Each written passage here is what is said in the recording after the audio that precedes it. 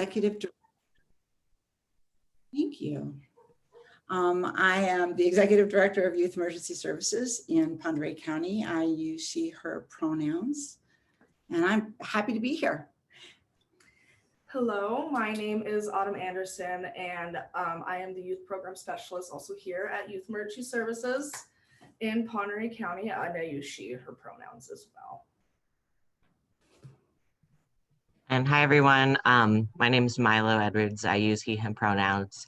I'm a youth program specialist at YES, but my role is a bit different because I work remotely since I'm now living in Whitman County because I am a full-time student at WSU, and I'm double majoring in social sciences and women's gender and sexuality studies, and I'm minoring in at-risk youth. And I'm glad to be here today and to see everyone. Cool. Okay. My plan is to only deal with administrative stuff and not very much of that, and let Milo and Autumn sort of take it away. One of the things that we learned is that the only way that this would have been possible was because of youth voice, youth power, youth strength, or this probably wouldn't have happened. Can we get the next slide?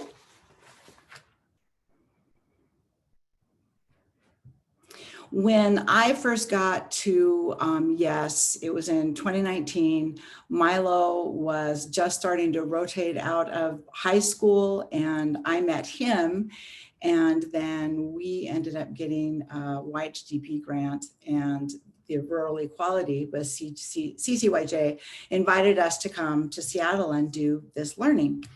And with Milo's tutelage, really, and his support, we were allowed to sort of get pushed out of this rural ideology that we're all the same, we're all white, and there shall be no changes to the social service paradigm. And it really allowed us to evolve. What do you think, Milo? What was that like? Like I remember like when I first got involved with YES, and like it was a bit different because when I first like became involved with YES because I got a I'm blanking the word, but like the school counselor recommended me to like meet with Liz, and then I eventually like started coming to the drop-in center after school, and like I've really noticed like a big shift since then to now, and it's definitely been like a lot more welcoming and comfortable and fun, and not just for like queer clients, but like everyone overall. And I know one of the ways that like I became more comfortable, I think, was because I was able to join the statewide youth action board, the Y4Y board, only really a couple months after I first got involved with YES, and being able to have like a leadership opportunity where my like experience was celebrated rather than like kind of diminished or something to be ashamed of was really awesome. And the advisor for the Y4Y board, Rhiannon, she was like the first other queer person that like adult that was like in a professional job and who was open about it that I ever met. And like that kind of really cemented for me that it's okay to like be who I am. I can still have like a good job and be like professional and all this stuff. And that if I do that, it will help other queer people be comfortable with being who they are. So those are some of the bigger things that helped me. Mm-hmm. Yeah, well, and being a part of that just blasted us into the stratosphere. I mean, really, it just, we couldn't, the status quo was no longer a possibility. I mean, we really needed to move. We really needed to learn. And then CCYJ came into Ponderay County, and we gathered as many people as we could, Ponderay Counseling Services and the schools, and brought them into a training, and then had a youth panel with that.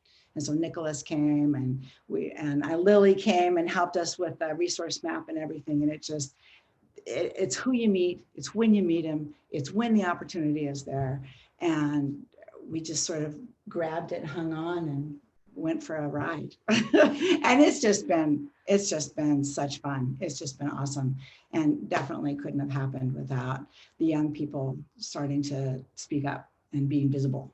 That made a big difference for all of us. Could we do the next slide? We had to have Gerald on here for Milo. I think that one of the best things that we have is our young people, and the passionate impatience. You can hardly see it on the bottom, but you know, they just don't let your feet get wet. I mean, they keep your feet to the fire and get you moving forward. And I think the most important thing that I have given has been just administrative openness, and I've found the funding so that we could do all the things that we've done, so that we can get training for staff. We keep doing training for staff. We have art in the building and those kinds of things. And then we've been able to bring training to community members. And so that's been really great. One of the things that I put on the bottom of the slide was to know the room, know who you're talking to. A confrontive approach sometimes just doesn't work. And we've discovered that a softer, more inviting discussion seems to be the best way that we've had to change hearts.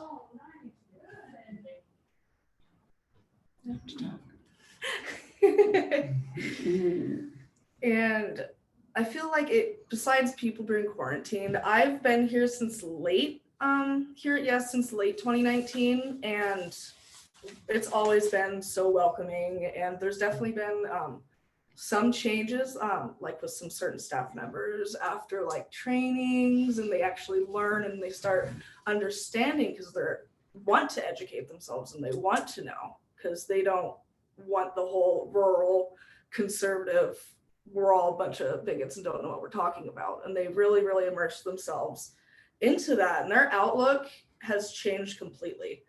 And it's wonderful to see. It's wonderful to see everyone in the building understanding and then bringing it further. And when Milo was still here, he used to do like little youth groups and go to the library and like do a bunch of activities. And now, since we're more open from this last year, we get the library here in town. They do LGBTQ bracelets. Like you can go over there, and all Pride Month, just a bunch of art stuff specifically for Pride in this tiny town. It has grown so much very rapidly, and it's just really nice to see. Yeah, I think one really important thing is to make sure that like your spaces, especially when serving young people, are like you're collaborating with the young people rather than just being a service provider, and you're giving them choices. Like rather than saying, okay, this is what you have to do to get through our program, it's like, okay, what do you want to do? What do you need? And incorporating like what those young people want, even in like smaller things like yes, we give away like food bags and like care packages weekly, and like we took into consideration like what food like our clients would actually want to eat, and then we noticed like what they continued eating and then what people didn't really like. So then you like just something as simple like as that can like really show the young people that you're there for them and you're listening, and getting them involved and letting them have choices and making sure they know that like they're not powerless in these systems is like so important. Yeah. Yeah. I think one of the things that I've really noticed is that we'll have young people come in and they'll be kind to me and nice to me and those kinds of things, but they gravitate towards the young people that work here. I mean, that's where they head. And oftentimes folks have come out to Autumn, even though we've had established relationships with these young people.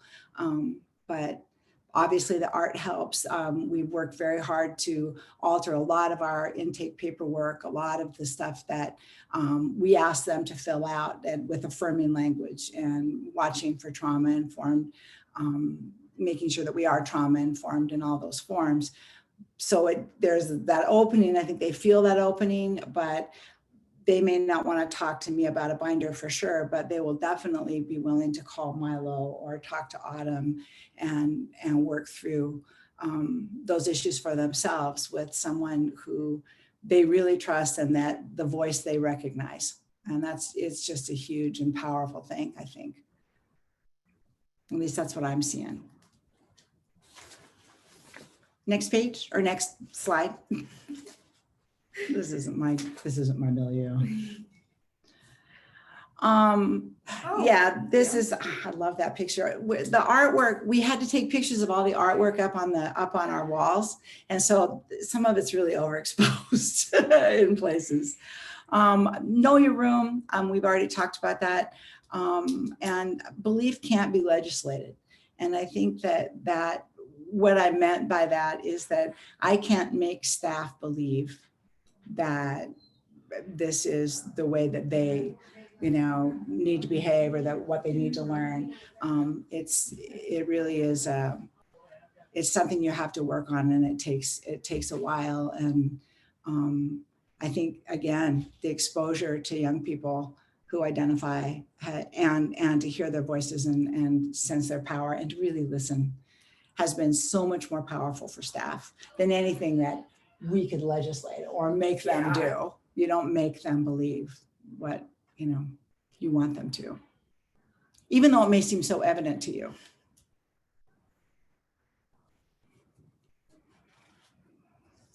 Yes? Yes.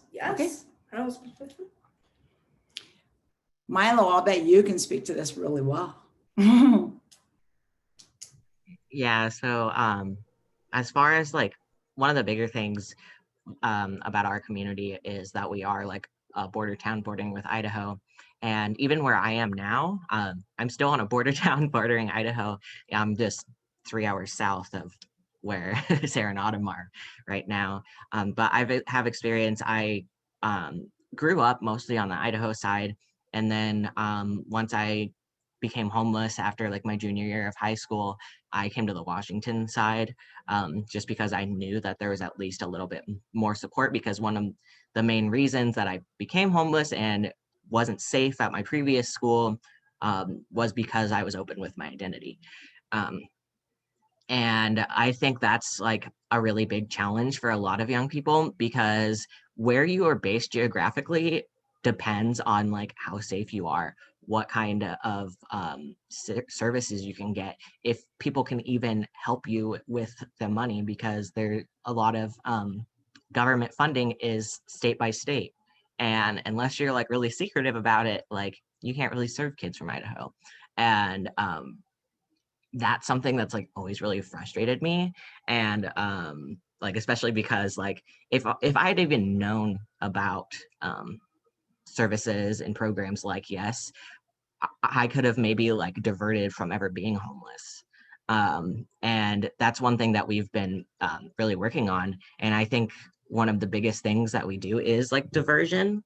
And rather than just kind of accepting, okay, this young person really wants to run away because their household environment is just chaotic and just not comfortable for them right now, rather than just letting them happen, we can offer like family counseling. If it's something with their identity, we can get them affirming clothing. If they need extra food at home, we can give food. Like if people need help with a certain bill, like we can do that. And we can meet with parents and with young people and help sometimes be like that kind of middleman or negotiator, so that like young people and their parents can have those tough conversations, but not feel like they're just kind of stuck in a room with each other. And I think doing things like that has really helped a lot of young people not become homeless, or it's at least made the process smoother and less scary because they know that they have help. Um, and I think one thing that Yes has done really well, even though there is like that statewide like border challenge, is trying to access and gain funding that will allow us to serve young people on the Idaho side. And we've got isn't it the Stimson money that helps us serve? Yeah, the Idaho side. And then also like when I was still doing like before COVID and having like the weekly meetings with young people, I invited people from the whole area. And I think also like you can on the PowerPoint, like conservative political environment, that's definitely, I feel like anyone here who's in a rural area, you probably have noticed this. And it is a lot scarier to be open about your identity when you're in a small town. Most people know your name, they know your family, they've probably known you since kindergarten. And when you're different, or like they've seen you be normal and then suddenly you change, you can get a lot of backlash and harshness. And that's why it's really vital to have like organizations like Yes and have adult staff members who are affirming and supportive, because sometimes it can feel like the whole world is against you. But to have adults who are like, they care about you and they let you be yourself, and having a space where you can go and not have to worry is like one of like the biggest like pros. And that's why like it's really like important to have spaces like Yes where young people can just be themselves, especially in like these smaller towns where they can't really be themselves in a lot of places.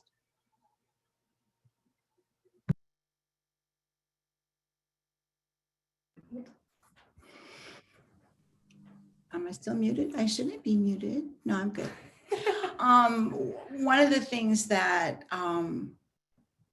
we would run into in the early days, and it can still happen, is misgendering or making pronoun mistakes. And that's one of the things that I said, learning can be difficult, but apologizing for errors and striving to do better isn't.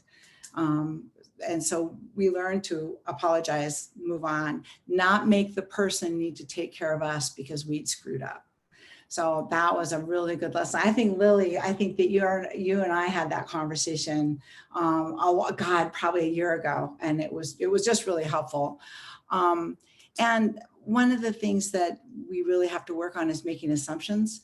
When people walk in and they wear a certain kind of clothing, or their hair is a certain kind of way, is making sure that nobody makes an assumption about anyone. And we don't make any decisions about the services we're going to provide or anything like that. We really are getting better at sitting down and listening, because before, I think we were prescribing and we were adulting, and we were, we think this is what's best. And that it just doesn't work. And young people weren't getting what they needed. In terms of microaggressions, I think that we would see that in a couple of staff, and those were really difficult to define why it was a microaggression. And so we still work through that. So if a staff person wears a shirt to work that says Idaho loves the blue, and then you've got a Blue Lives Matter or Blue Lives Matter, is that what it is? On a shirt, then how do you talk about that? And you say, that's not, we're not in Idaho, number one. And it's aggressive. It says that other lives, yeah, you all know what I mean. So, and then the pride flag story was really interesting. I was so excited after we came back from rural equality, that I ended up buying a bunch of flags, pride flag, trans flag, pan flag. Yeah, it was great. And I was going to have all these things up. Well, they came way, way big. I mean, they were huge. And the word got out that I was going to put these up, and this shit hit the fan. I mean, community members were, had heard about it. And then we had a participant come down and say, well, you better hang the American flag first.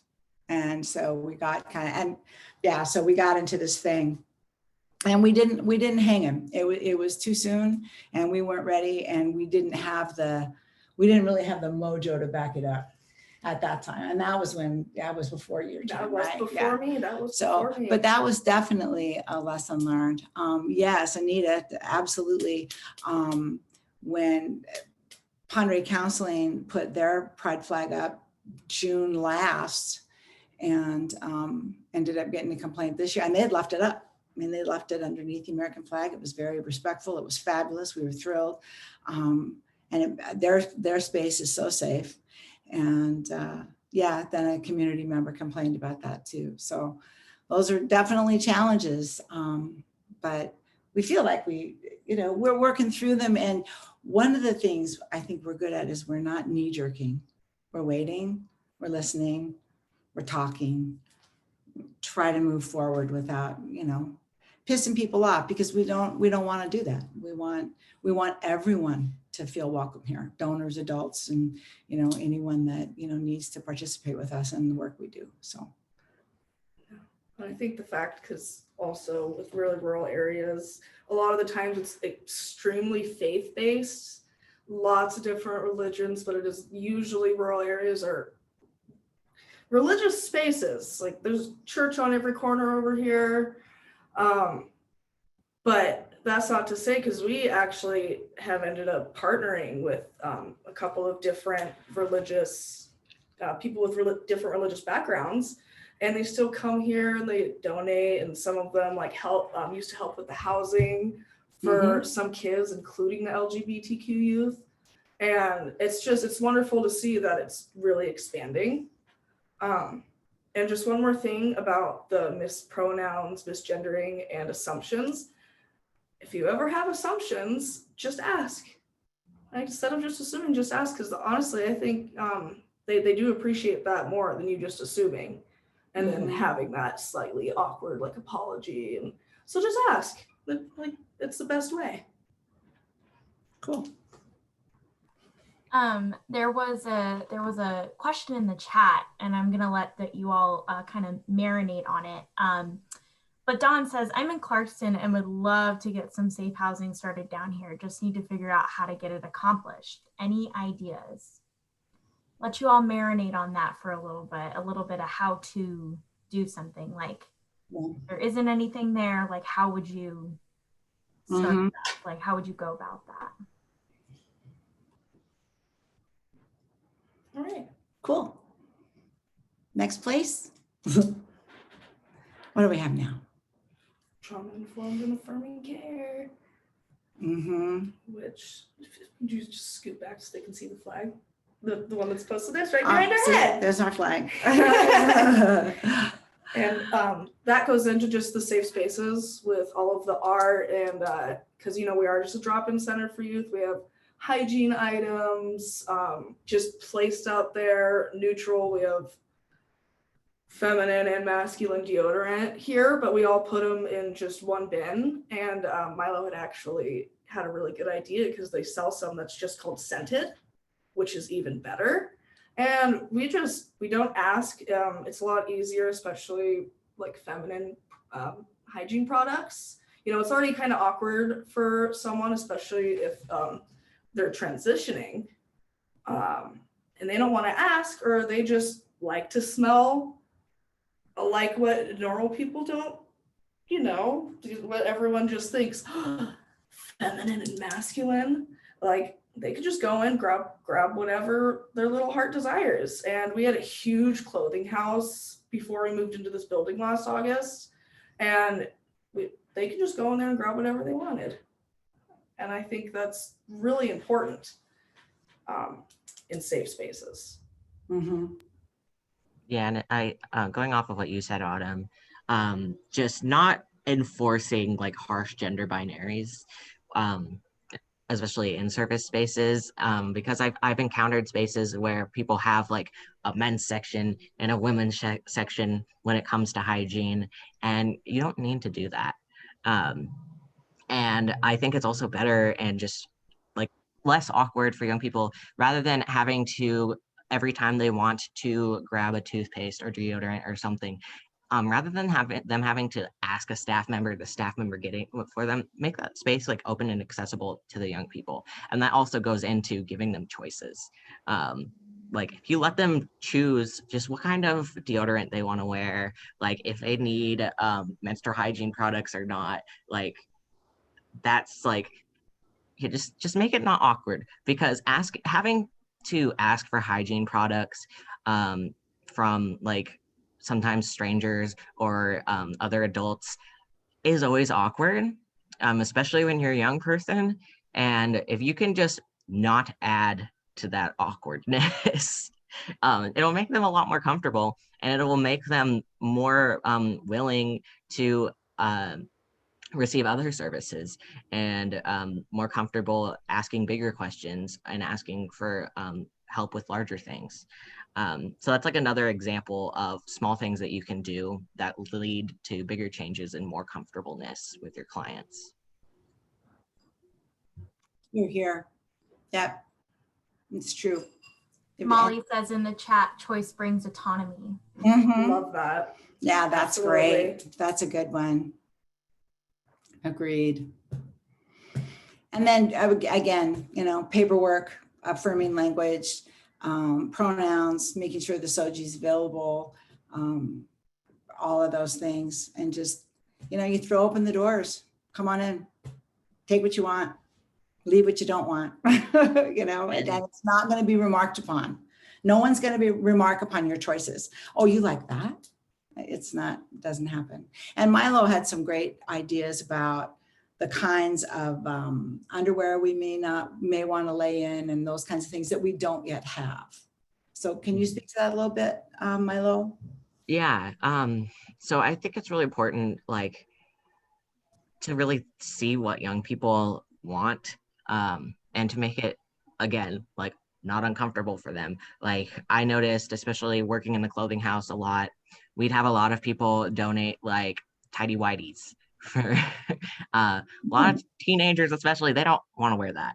And so, like, buying lots of boxer briefs and not like restricting the boxer briefs to just like male clients, and just buying like what you think young people would actually wear, making it like open to anyone.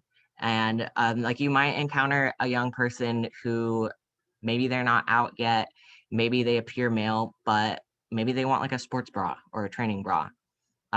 So like being open and accepting for like them to have one of those. If you guys don't have their size in stock right now, like making them like know that they can be comfortable enough to ask. And like another resource that I put together, and I know Lily will be sending out after this presentation, is I compiled like a pretty good list with like descriptions and then website links to different gender affirming clothing.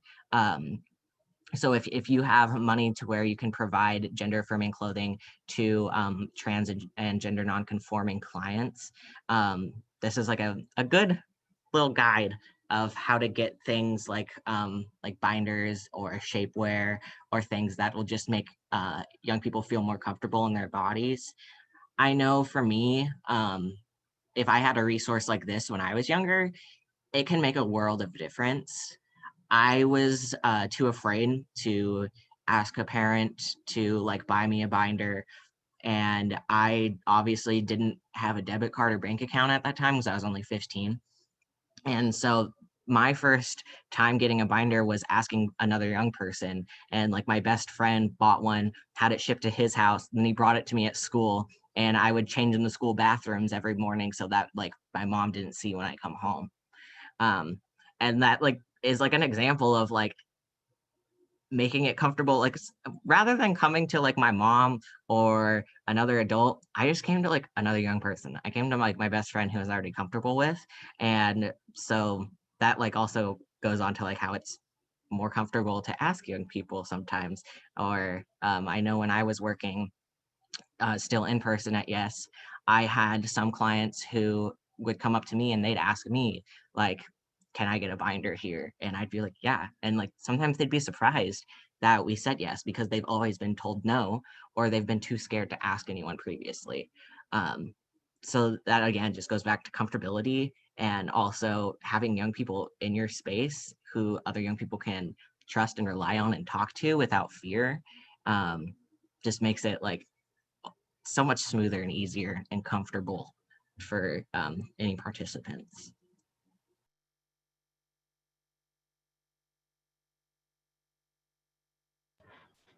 Nice. And then I think the next couple slides are resources. We're sorry, the font got really strange when we went from a PC to a Mac. So there's stuff sort of scattered all over the last few slides. But those are all the resources. I think that we're on there. Absolutely reach out. We can put our email addresses. If Lily wants to link Milo's and mine and Autumn's email addresses on there. And also Elizabeth Holbrook is our advocate, and she's also a great person to talk to. So she spends a lot of time with participants. That's sort of her gig, along with Autumn. And then Milo's far away, and we miss him and we wish he was back here. True. So are there any questions or anything like that? This is the opportunity for folks to go ahead and ask questions. I'm going to stop sharing the PowerPoint. I promise you that the PowerPoint will be sent out as well as this Google Doc.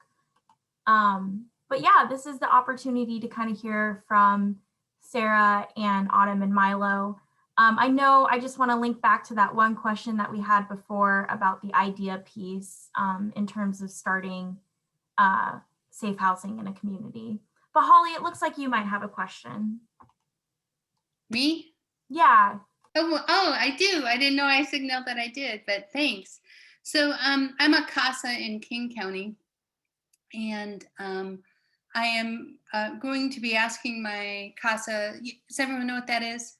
If I said CASA, do you know what that is? Okay. Yes. So I'm going to be asking my supervisor. I want to take on a new case, and I want to take on a trans child. I have very close family member who is trans, and I have bunches of queer people in my family, and I have a heart for this kid. In fact, listening to Milo's story, Milo, when you said you were 15 and all that, and my trans nephew is 16 and has a super supportive mom, but the dad, struggled. Anyway, but here's my question for you. As a CASA, my obligation in part is to make sure that my reports all have the child's birth name, that I use that birth name. And I have a baby right now whose foster parents who were fostering to adopt changed the name because the birth name was truly problematic.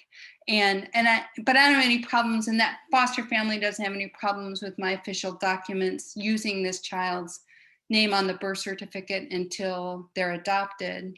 But with a trans child, how do I negotiate the courts, I guess? I don't want to use a dead name. I want to use the name that the child wants. So how I know in like socially constructed situations, kind of how to handle that, but I don't know how to handle that in the legal sense.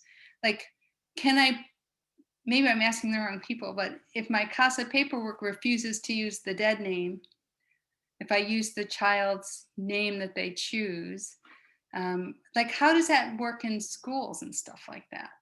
That's my question. Did I ask a question in there? I thought I did. Anyway, that's it. Milo, can you at least speak to your experience? Yeah, so I don't know very much like when it comes to like the legalities of like that kind of thing, but would you be able to, like, if you have to include like their birth name in there, would you be able to like include like parentheses like they go by this though? Like and then just make sure, like, even if you have to use that name in paperwork, to make sure like when you're like verbally speaking or just using it, like talking to them in general, talking about them, to use their preferred name. And I know with schools, technically schools can change a name for a student to what they would rather go by in their system without it being legally changed. Though some schools say that, oh, we can't do that. Which like my first high school that I went to, they're like, no, we can't do that. And then I went to Newport, and the librarian there, the school librarian, he was really affirming and supportive. And he was like, oh yeah, it'll just take me like 3 minutes. I'll just go put your name as Milo in the system. And so it can be done because that in schools, that is under like the protection of Title IX. So young people should be able to change their name in the school system. But as far as like for your CASA paperwork, I guess just including some kind of note saying that they use a different name, but that you have to use the birth name just because it's all legal stuff.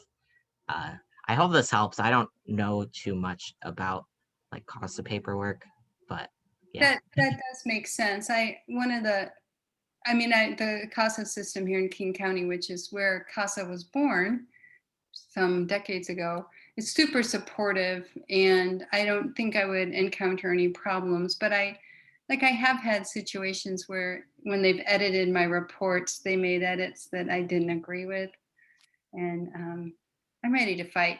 But I probably won't have a fight on my hands. I don't think they'll fight me. But yeah, that's really good advice. Do you know how young a child can be if they want to change their name? Do they need parental support for that?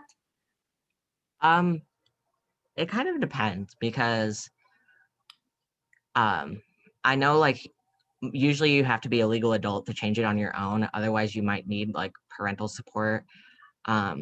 I got emancipated when I was 17, so I was able to legally change my name on my own then. But yeah, that's all like a big kind of like it just depends on like because you're bound with like by legality when it comes to that. I also had an idea just while you were just now talking. I think maybe like this could be something like that the like Y for Y board or like even like the King County chapter of the Mockingbird Society can like maybe advocate towards or push for like the cost of paperwork to change a bit. What's that? And The Mockingbird Society? I don't know what that is. yeah, the Mockingbird Society, they're a youth-led kind of youth action organization. They have chapters in I think King County, Pierce County, Yakima, Olympia, and Spokane, and they all work towards reforming like things involved with the foster care system and youth homelessness, and it's all youth led. And I feel like they would be really good people to reach out to because I think that they've like helped like change legislation and change a lot of things before. And they're really persistent on getting stuff done. So I think like Mockingbird would be a really good group to reach out to. I'll look for that. And I just want to be clear, King County CASA program is so phenomenal. They're very affirming for, you know, all kinds of circumstances that people find themselves in. I didn't want to make it sound like I was dissing my CASA program because I'm not. I love it. Thanks. That was helpful. Thank you, Holly. If I could- Kathy, you look like you wanted to say something as well. Yeah, I am a CASA on Island County, and I do have a transgendered kiddo. And so I refer to him by his legal name in the beginning and put what he goes by in parentheses. And then throughout the entire report, I refer to him by the name that he goes by and make a point of adding in my report that what his pronouns are. And they've been very receptive to that. I've never had any issues. But I do on my legal report, I refer to him by the name he goes by throughout because it's more respectful that way. And it's been received well by the court and all of the attorneys who are involved too. How old is the child, Kathy? 17. I also just want to say too that it looks like Irina says former CASA here maybe put a sentence right at the beginning explaining the child has a preferred identity and you'll refer to them as such in the report. That's exactly. And then also for just so folks know in terms of like best practice, please inform the child that you are doing that and that you have to refer to them in the beginning with their legal name. It is really important that we are being vocal about when we are using dead names and when we aren't with the young person. So really important. Amanda also says in Washington State, the process for changing a minor's name varies from county to county, but generally a parent must file a petition on the child's behalf. My sister is going through this process with her child. Okay, that's good to know. Any other questions related to rural service providers, related to kind of like how do we serve young people in rural communities? Any other questions related to that?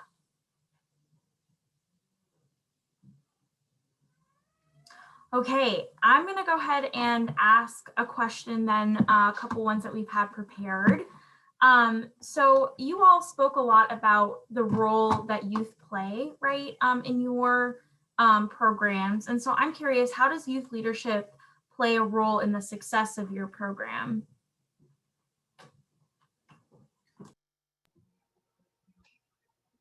I think one of the biggest things is like just being able to like share your voice and knowing that like what you say and how a young person feels, that it will matter and that it will change things, because especially when you're a young person navigating systems, you're not going to feel like you have many choices. You're not going to feel like you really have any kind of power. Sometimes it just feels like there's all these different adults and systems that are kind of making these choices for you. Um, so having an opportunity for youth leadership and for young people to make their own choices and help influence things, can like just make a world of difference for them. Um, it will make people just feel more comfortable to advocate for themselves in other spaces as well. And I think it's always important, especially when you are working with young people, to have the input of those young people in your spaces.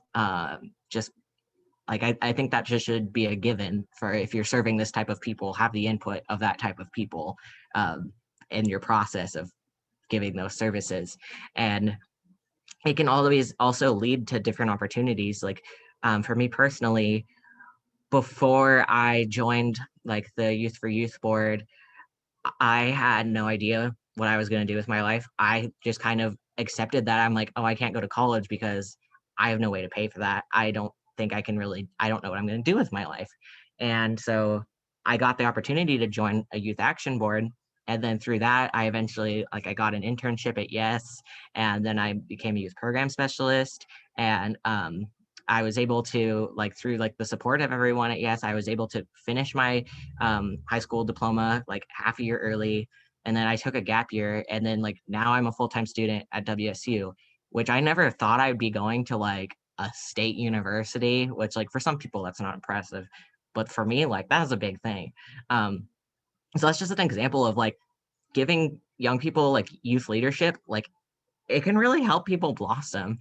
And like it made me go from having no idea what I'm going to do with my life and thinking that there's no opportunities for me to now like having a degree path, like knowing what kind of career I want to be in and being able to still like do this kind of work and like enjoy it. So yeah, that's my example for that, I guess. I wholeheartedly agree, and I feels with Milo because that's exactly how I feel. I was like on my way to being homeless, and then I ended up being lucky enough to also get an internship here. And then as time went on and Milo went to college, I ended up becoming a youth program specialist, and I'm still here, and I am doing so much better in every aspect. But I also don't think it's just about the ones who are employed. I also think it kind of shows the youth that come in that, yeah, you can be yourself. You can look like I got my piercings in and everything, and like people that look like you, people that identify similarly as you, and people that are of your age group can actually do things. Like they can have power, and we do have a voice. And I feel like it shows them, and it can inspire them as well, just seeing it happen in front of them. That's what I got. Yeah, and I think a lot about the conversations we've had about how much of like a point of contact that is, right? It's like, Sarah, even you said like people don't necessarily want to talk to me, but they'll talk to their peers, right? And I think it's really beautiful that you've not only given, or that like you all have been given like an opportunity to have an internship, but then the opportunity to also be employed and the opportunity to be able to like continue to work in your community. That's a really strong asset. And so then my next question for you all is like, what is the hardest lesson that you have learned? And this can, relate to your service delivery. This can relate to kind of the way in which you've had to interact with community. Just something to kind of get at, you know, who folks who maybe want to kind of do this, like what is something to think about before you go on this journey. Yeah. The bird is freaking out. Go, Milo. Yeah, so I was talking about this earlier before all y'all audience people were able to jump into this call. But I think one of the hardest things that I learned, and like it can be really hard to accept, is like no matter how much progress like some people in your community make, how much progress like you make as an individual or a service provider makes, there will be some people who just won't accept you. And it's like sometimes like you can try as hard as you want, but some people just won't change. Like they won't accept LGBTQ people. And coming to accept that has been like kind of hard, because especially like as a young person, knowing that like some people like want you dead because of how you exist is really difficult. And so kind of accepting that has been like the hardest thing for me, and also accepting kind of setbacks like in my work because of like homophobic people or unsupportive people. Like an example was pre-COVID, our youth action board and I, most of the young people that were involved were in the middle school, and most of them were queer, and they really wanted to have some kind of like GSA in their school, like maybe once a week during lunch. And like Yes was going to be able to like help fund that. Like the school wouldn't have to do really anything. Like I had like a teacher there on board. Like we were preparing for like months to try to make this thing happen in their school, because that's what these young people wanted. And then we were just shut down like that because of the principal.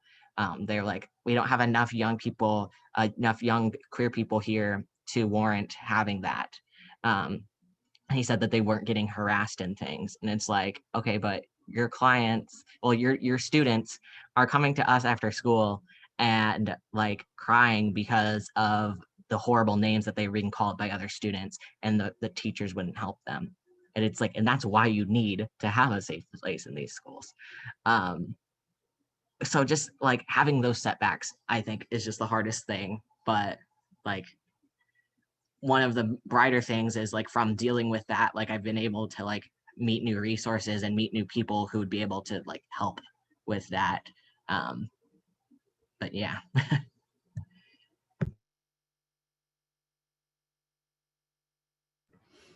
That's hard to hear. It breaks my heart. Yeah.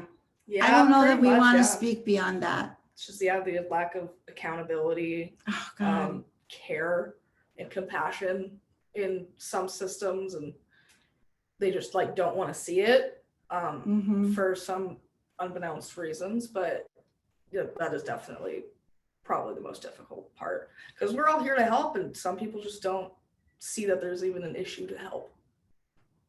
And it sounds like what you all have done really strategically, though, is like you have been with those community members along for the ride.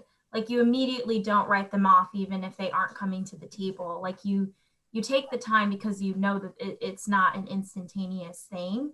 And Sarah, I think Sarah and Milo and Autumn, I think you all can kind of speak to this idea of like, you know, people who've really surprised you, right? Who have been able to, you know, really come about. And I know Sarah, Milo, and Autumn, we were talking before this, and you all had mentioned that, you know, one of the coolest thing is like when people just meet the LGBTQ young people in your community, they start to shift. Like it's like, oh, like this young person is not this scary thing that I've been told is, right?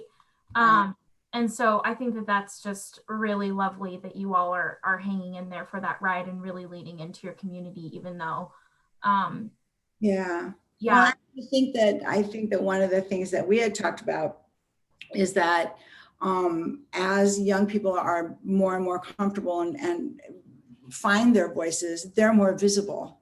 And as they are visible, then school can't ignore that they exist. They can't ignore that this is a reality. And thank gosh, in Washington State, they have to accommodate. It's the law.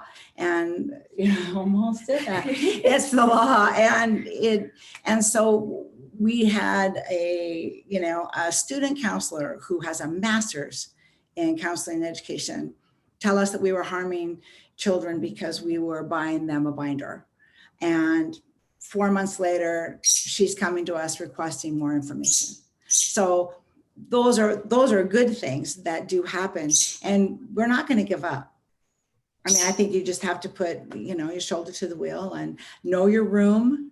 Know you're not going to be able to legislate what they believe, but know that if you keep bringing a calm, steady, educated voice to the table and with young people, then, hearts can turn, minds can turn. And so then my last question is, and I think that this is something that a lot of folks on this call can maybe resonate with, is like, what do you say to someone who says there are no LGBTQ youth in our community? How do you know? How do you know that? Yeah. Yeah, that's the beginning of a good conversation. Yeah. Yep. Yeah, I like that you all are taking the opportunity to like open the door to a conversation. Mm-hmm. And so that was the last of my. Shut that door. Oh, sorry, go ahead. Never shut the door to the conversation. Yeah, you really do have to take the high road and not get too swayed by rhetoric. There was a person that wanted to know about housing, safe housing. One of the things that we could talk about, and absolutely feel free to contact us, is that we do host homes, and we've got a fair amount of new paperwork all ready to roll, and be happy to have that conversation offline. So yeah, feel free. We're going to be hiring a host home coordinator and hopefully gathering more homes. We lost 3 during the pandemic, but we're hoping things to open up a little bit. For folks who aren't familiar with host homes, do you mind just kind of explaining what they are? Oh, well, they're basically guest homes. So a host family or a host person might be willing to take in a youth. We do not place young adults, but they might be willing to take in a student, and that student is a guest in that home. They are not being parented. They're not being foster parented. We don't give the host home any money. We may assist the young person with their groceries, and we assist with all their costs. It allows them a place to live and continue to school and continue to go to school. And then we basically make sure we're doing as much advocacy with that young person towards what they want and what they need. And then the host home coordinator works with the host family to make sure that everybody's getting what they need. And the paperwork is all about making sure that all of the unknown, unspoken rules in the household are established, and everyone kind of is on everyone's on the same page, and youth get to choose in the end. If they don't like it, they don't need to go. Yeah. So sort of like that. Great. Thank you for explaining that, Sarah. Are there any other questions? Sean is asking for more information about host homes. Happy to send that out in the email. Are there any other questions that we have for our amazing presenters today? Amanda says, we've been trying to start an LGBTQ plus club at our high school all year, but haven't been able to find an LGBTQ adult to be the advisor / facilitator. Is it appropriate for a non-LGBTQ plus adult to step in so the group can get started? I think so, yeah. As long as that adult is supportive and affirming, and that to make sure that like they're there as a support, but not there as like the one leading the group. Have like the younger people and the LGBTQ people there lead the group, but like I think having like a straight ally there in order for it to like comply with school rules is totally okay.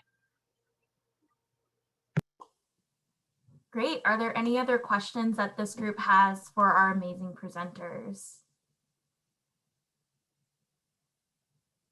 Okay, with that, I'm going to go ahead and say thank you to Sarah, Autumn, and Milo for your time today. I will be sending out an email, and please thank them for their amazing expertise, and everyone else have a really great day. Thank you guys for coming. Yes, thanks for hanging in. Thank you. Thanks, Lily. Yeah, thank you, Liz.